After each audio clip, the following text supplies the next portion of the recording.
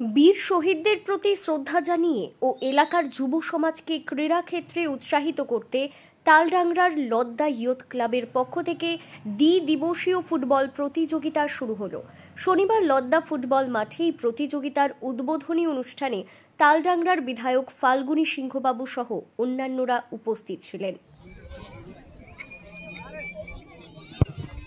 ও স্টিপেন্ডার ঠাকুরের দলটি শট নিতে গেছে নাসিম, দেখা যাক কি হয়।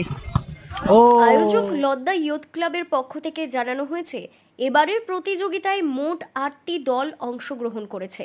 রবিবার চূড়ান্ত পর্বের খেলায় বিজয়ী ও বিজিত দলকে আলাদা আলাদাভাবে সুদৃশ্য ট্রফি সহ বিশেষভাবে পুরস্কৃত করা হবে।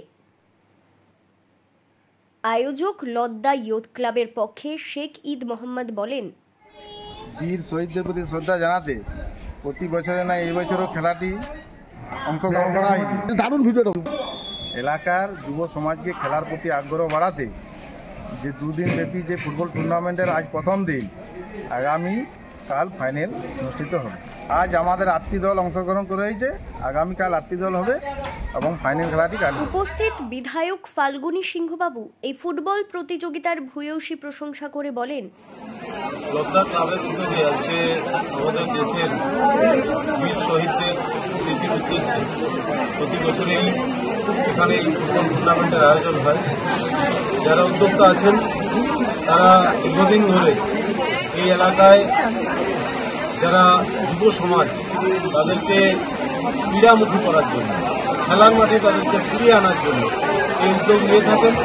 আজকে আমি এখানে উপস্থিত থাকতে পেরে নিজেকে আনন্দিত বোধ করছি, গর্ববোধ করছি যে লদ্দা ক্লাবের ব্যবস্থাপনায় দুদিন ব্যাপী ফুটবল টুর্নামেন্ট এবং সেখানে এত এত দর্শক এই বৃষ্টির মধ্যেও উপেক্ষা করে মাঠের মধ্যে হাজির আছেন ভালো খেলা দেখার জন্য। ধন্যবাদ জানাবো এবং আগামী দিনে আরও বড় টুর্নামেন্ট তাদের দ্বারা অনুষ্ঠিত হবে এই আশা করি।